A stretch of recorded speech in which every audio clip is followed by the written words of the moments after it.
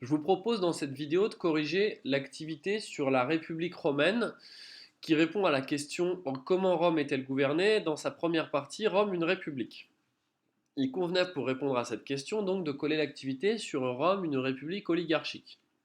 Je vais vous proposer plusieurs petites vidéos de correction et je vais aller rapidement, je vais parler normalement dans ces vidéos de correction. C'est à vous de gérer votre temps, c'est-à-dire de mettre en pause la vidéo si vous en avez besoin, de revenir en arrière éventuellement pour pouvoir vous adapter. De manière générale, ce que je vous conseille, c'est d'écouter attentivement la vidéo jusqu'à la fin de la correction de chaque question, de mettre en pause, de noter la correction, puis de repartir sur la correction suivante.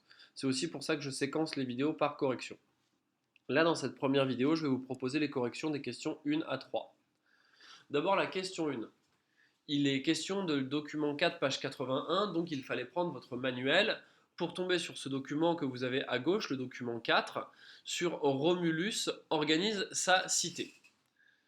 Quand la ville de Rome fut bâtie, Romulus divisa d'abord en plusieurs légions tous les citoyens qui étaient en âge de porter les armes. Chaque division fut composée de 3000 hommes et de 300 chevaux. Tout le reste des citoyens s'appela le peuple. Il prit dans ce nombre 100 des plus honnêtes hommes pour en former son conseil. Il leur donna le nom de Sénat, c'est-à-dire le conseil des anciens.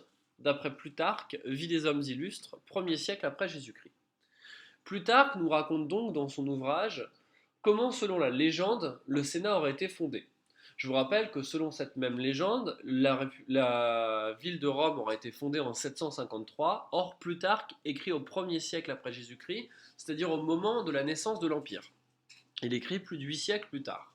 En réalité, il ne faut pas se fier à cette source comme un document fiable à 100%, mais ce n'est pas ça qui nous intéresse. Ce qui nous intéresse, c'est plutôt comment, à Rome, on se représentait les origines pour savoir d'où le Sénat tirait sa légitimité.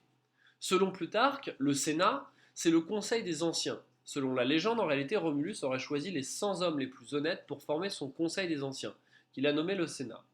C'est donc un conseil qui est extrêmement réputé, qu'il faut extrêmement respecter, car selon la croyance religieuse, selon la légende, ce conseil des anciens aurait été choisi directement par Romulus lui-même. Les sénateurs en sont donc les descendants, en seraient les descendants. La question 2, vous demandez donc d'aller voir ce qu'était le Sénat dans la fiche d'objectif et de surligner. Le Sénat, c'est l'assemblée composée de 300 anciens magistrats. À l'origine, ils étaient 100, puis ensuite il va s'agrandir au fur et à mesure que la cité s'agrandira et que même la République deviendra un empire. Qui sont les citoyens et qui sont les non-citoyens? Vous vous souvenez que dans notre antiquité grecque, les citoyens étaient les hommes libres d'Athènes et les non-citoyens composaient en réalité les esclaves, les étrangers, les femmes et tout un pan de la société qui faisait qu'il y avait à peine un quart de la ville d'Athènes qui était citoyen. À quelle autre civilisation étudiée cette année cela ressemble-t-il? Mais je viens d'un peu d'y répondre. Les citoyens sont les hommes libres de Rome et du Latium, qui est la région de Rome.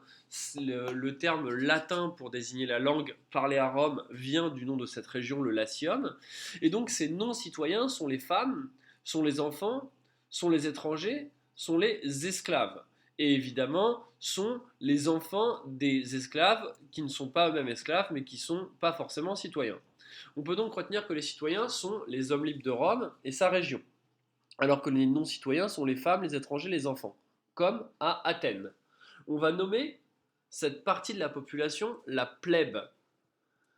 Ils se répartissent en deux catégories. La plèbe d'un côté, donc les non-citoyens, et le patriciat, c'est-à-dire les nobles en quelque sorte, les citoyens, qui seraient les descendants de Romulus et de Rémus.